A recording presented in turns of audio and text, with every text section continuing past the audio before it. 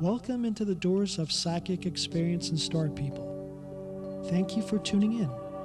Ask and you will be given what you asked for. Seek and you will find. Knock and the door will be opened. For everyone who asks receives. Anyone who seeks finds. If only you will knock, the door will open, and the truth within your higher self will be revealed to you. Come with us now and go with us where angels come, and so can you. Welcome to Psychic Experience. Thank you for tuning in. I'm your host, Reverend Doris Horvath. I'm the pastor of the First Spiritus Church, and this is a TV show called Psychic Experience and Star People. And it is being presented by the First Spiritus Church here in San Diego. And when you come to the last part of the show, be sure to get the phone number and our address, or else look in the phone book. It's there, the First Spiritus Church.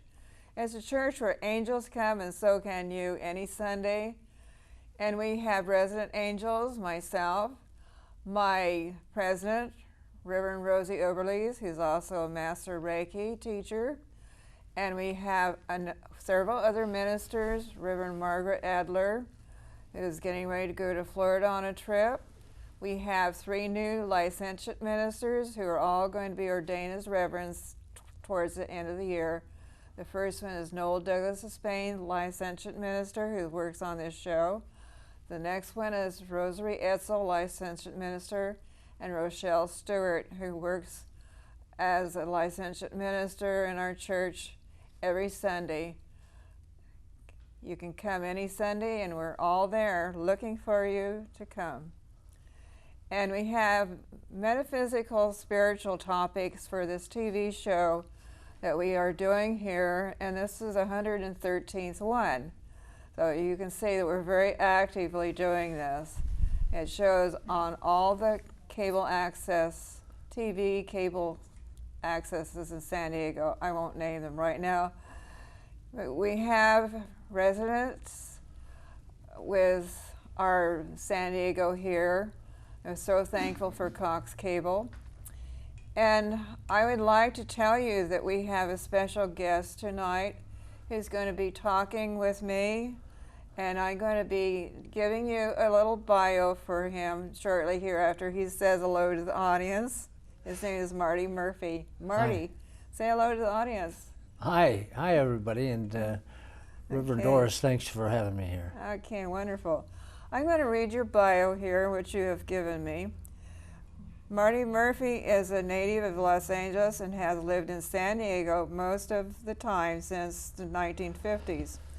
After graduation from UCSD in 1962, Marty became a U.S. Naval aviator.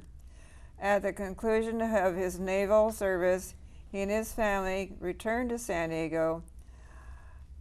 He has been involved in more than a dozen careers since his return. For more than 30 years, Marty Murphy has studied the effects and healing of unresolved emotional pain. In 2005, Marty founded the Freedom Step. He has conducted hundreds of healing sessions, both one-on-one and in groups. He has often appeared as guest speaker and conducted a number of seminars. This past month, Marty has done radio shows as a featured guest on 2 radio programs. The Freedom Step guides us to an experience of joy or pure awareness. Each of us is spirit, each a healer, here to wake up and heal ourselves and each other. Marty is here to convince each one of us that healing is quite simple, personal, effective, and permanent. Marty wrote The Mind Whisper, The Freedom Step, Out of Slavery. He's going to show you that book right now if you look closely here. I'll keep on talking. Which was published last year. The book takes readers deeper into the philosophy and workings of the Freedom Step program. Marty and Monita, his wife of 45 years, live in La Mesa, California, with their cat of 15 years, Sitka. Their 3 children, 9 grandchildren live nearby. He must have a very busy holiday season. Okay, thank you for showing your book for us. Thank you. And later on, if you're interested in that book, you can always call my church, the phone number given at the end of the show, and I'll be happy to give you Marty's phone number, but I can't do it right now. So Marty, is it okay if I can ask you some questions? Sure. So the audience can find out how you're doing all of this. Well, let's give it a go. See what happens. Reverend Okay. Doris. Then we'll begin here. What is the origin of the Freedom Step? Well, the Freedom Step, Reverend Doris, started. I'm personally in the process of recovering from some addictions. And in the recovery programs that I've been involved in, the Freedom Step emerged after I got involved with Neil Donald Walsh's Conversations with God. Oh, yes.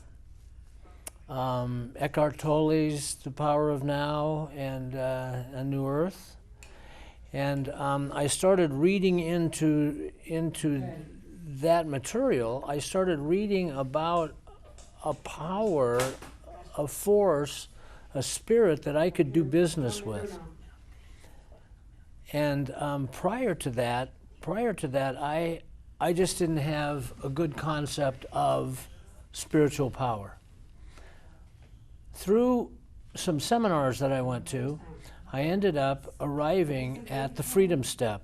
And the Freedom Step, the mission of the Freedom Step is to enable the participants to take the critical consciousness step out of ego-driven, unresolved emotional pain, which is something in our system, into the light and joy of pure awareness, which I define as our essential nature.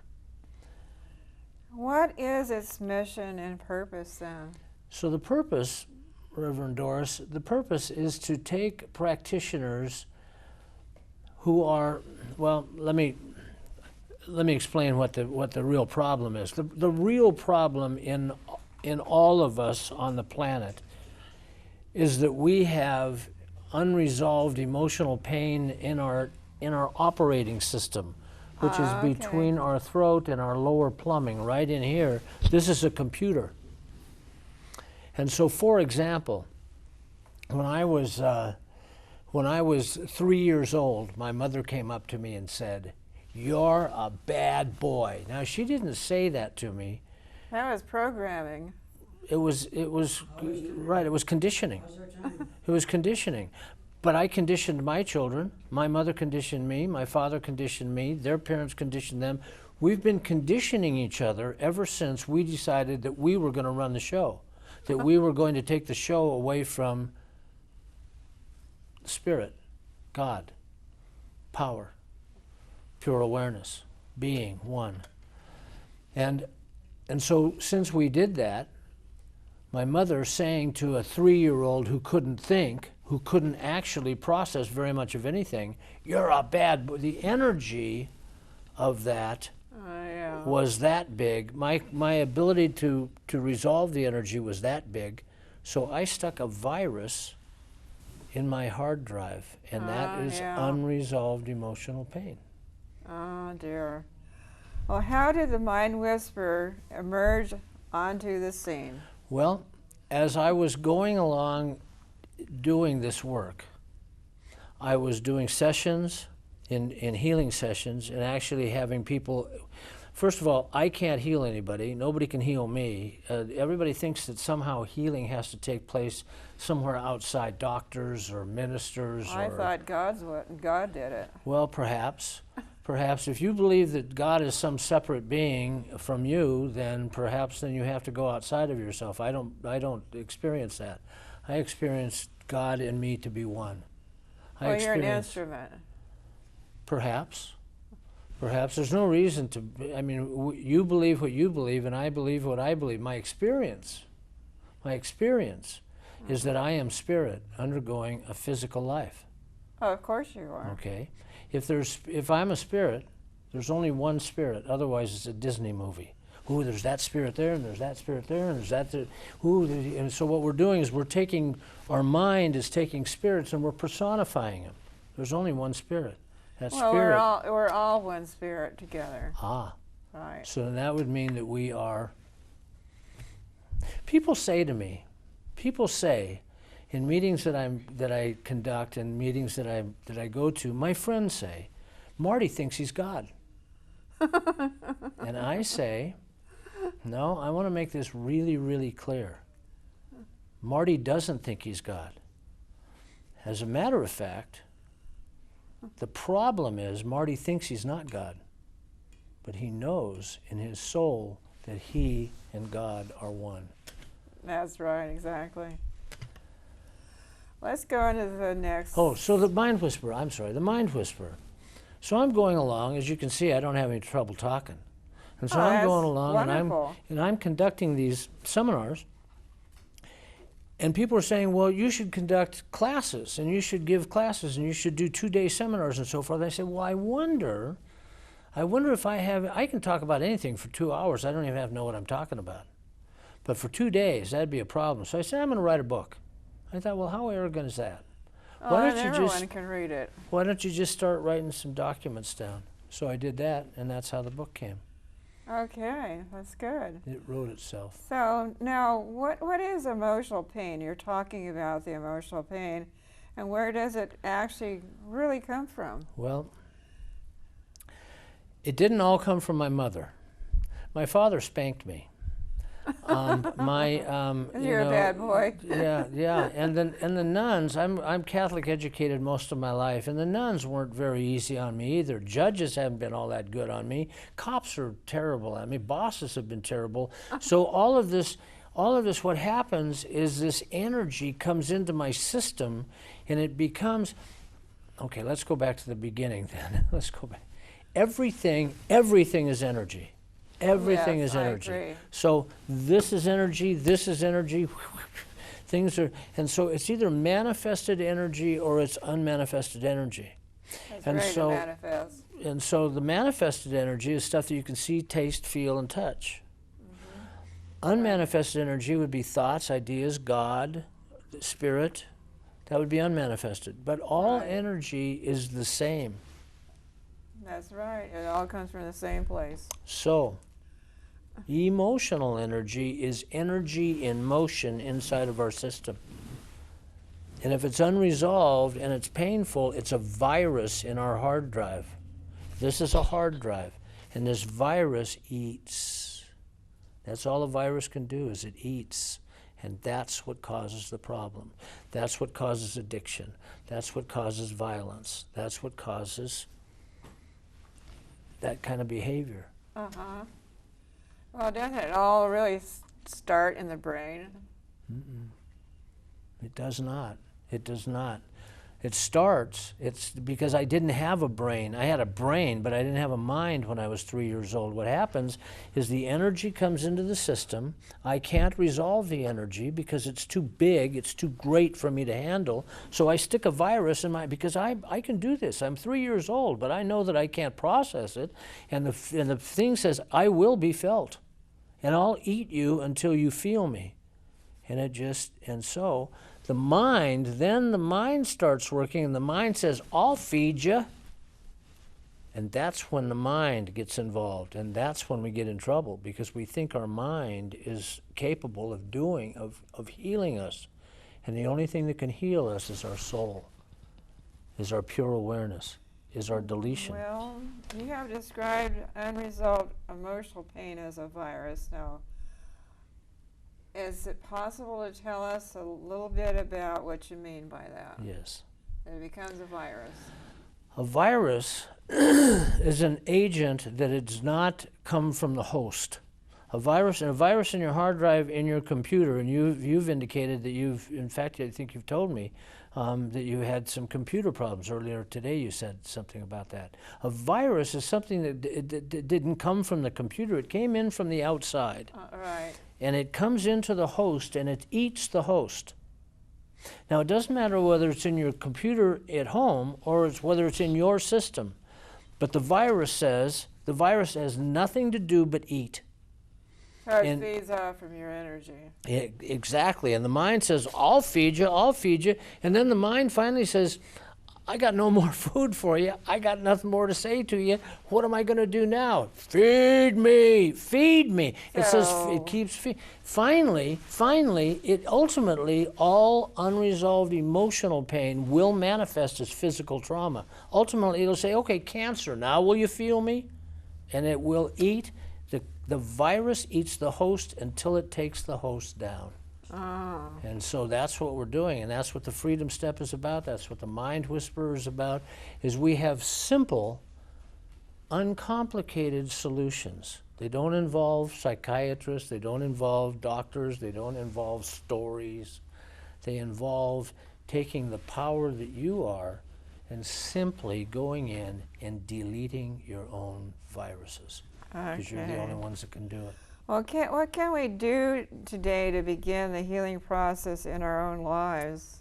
Okay. What would be the magic thing that we could do? Here's a magic thing that we do. There are certain things that happen to us during the day. I had a few of them even since my wife came home from work today. There were things that were happening and were happening too fast for me, and they make me go, and it knots up. It doesn't matter what's happening up here. It doesn't matter what I even think is going on, but it knots up my system. And so when I know that that's happening, then I take the first step of the 5 steps of the Freedom Step, is the most elegant of them. And I stop.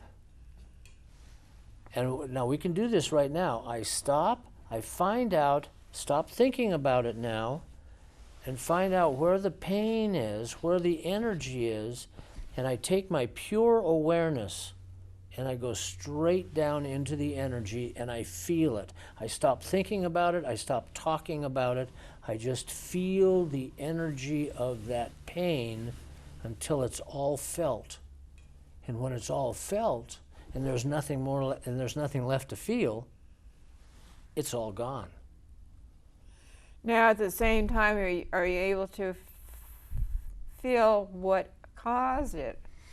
The problem, Doris, with the healing of emotional pain that's been going on in the psychiatric, religious, spiritual, psychology community is psychologists think that you have to go in, and spiritual people, I've heard them say the same thing, that you have to go in, find the pain, bring it out, name it, talk about it, write about it, and all you're doing is feeding it. Oh. And what I'm saying is you go in, okay, you gotta, briefly, you've got a virus in your hard drive at home, and you go away virus. The virus just sits there, and we all do that. Well, that doesn't work. So you bring in experts, and they'd say, okay, well, you've got this, and you've got this, and so if you work around here with a software program, will do this, and that. That doesn't work. The virus just keeps eating. Then you bring real experts in, and they rewire it and everything else, and the virus keeps eating. Or you can get an antivirus, and you install a Norton antivirus in your computer, and it goes in and goes, and it deletes it.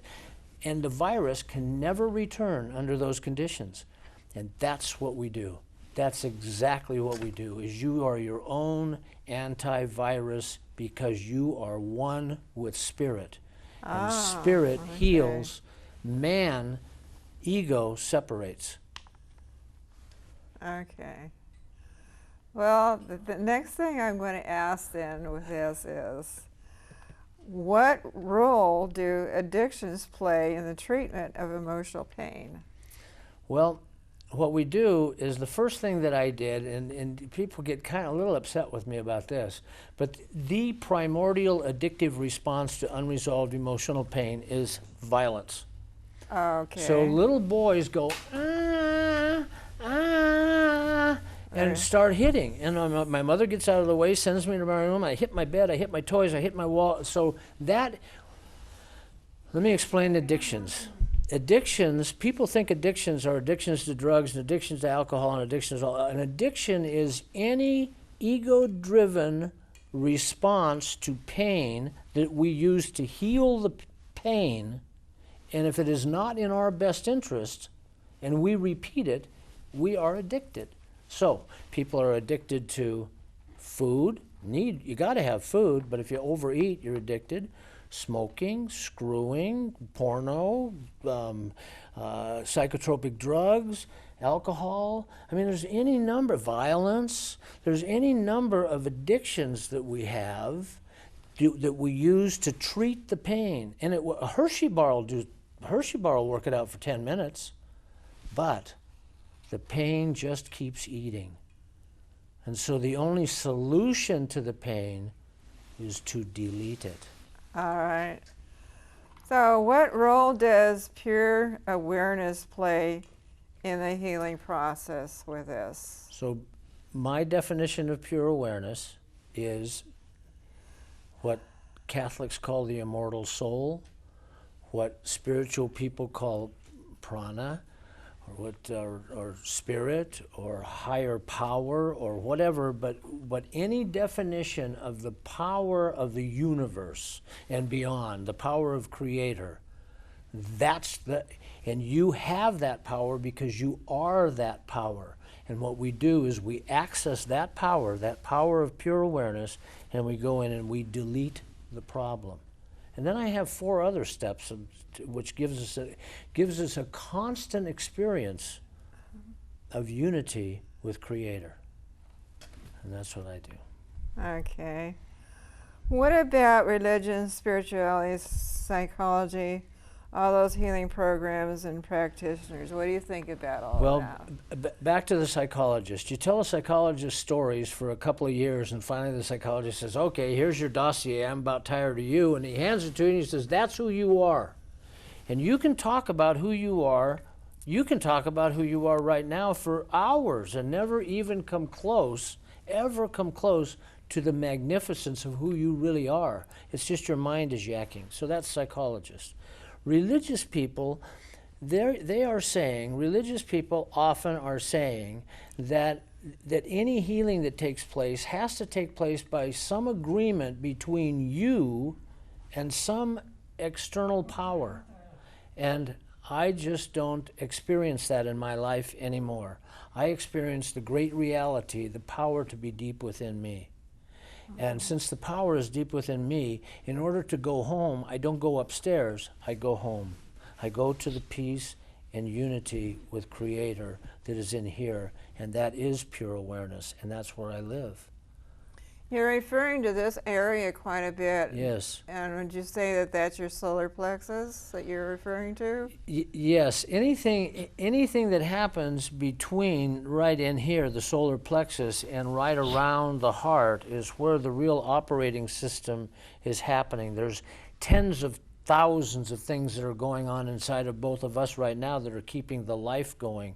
They don't need our help. They don't need I call my ego-driven mind Toby, by the way. Toby, what am I going to do? We don't need you. We don't need you. I'm going home to the solar plexus. I'm going home to the soul, to the immortal soul, to that which has never started living, is never going to stop. Is life. This is life. I will die. This human body will leave, but this will never go away. And some of our lessons in spiritualism, we learned that the solar plexus is like another brain, and same with the heart. It's another type of a brain. Mm-hmm. And it's an area that we need to think about because it has a lot to do with how we feel. I had a myocardial infarction about 12 years ago. And I learned, that's a heart attack for those of you who don't know, I had a heart attack. And for those of you who haven't had that, I'm going to tell you what Reverend Doris just said was brilliant, because the heart and I are really, really connected. And when things happen, they did some things, medical things to me one time, and they said, okay, we got it. And I said, no, you didn't. And somehow my heart was speaking to me. And so I believe that. Well, thank you very much for sharing your book and being on our show.